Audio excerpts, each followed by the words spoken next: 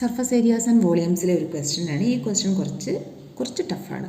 Water in a canal 6 meter wide and 1.5 meter deep is flowing with a speed of 10 km/h.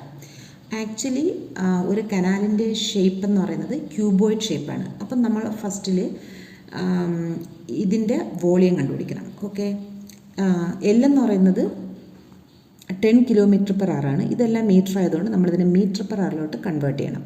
So 10,000.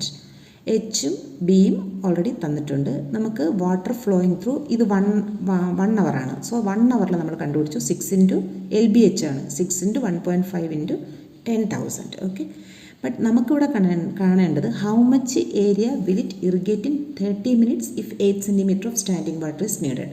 അപ്പം നമുക്ക് ആദ്യം ഇതിനെ just ഒന്ന് 30 minute convert ചെയ്യാം.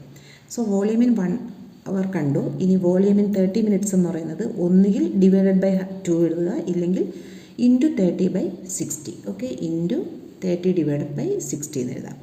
×30/60 ചെയ്ത് ക്യാൻസലൊക്കെ ചെയ്യുമ്പോൾ നമുക്ക് 45,000 m³ എന്ന് കിട്ടും.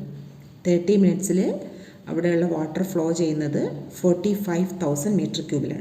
ഇനി ക്വസ്റ്റ്യൻ എന്ന് പറയുന്നത് how much area will it irrigate in 30 minutes. എത്ര ഏരിയയിലാണ് ഇത് ഇറിഗേറ്റ് ചെയ്യുന്നതാണ്. 30 minutes 8 cm of standing water is needed. അപ്പോൾ area × 8 cm equal to volume in 30. Volume of water flowing through canal 30 minutes ആണ്.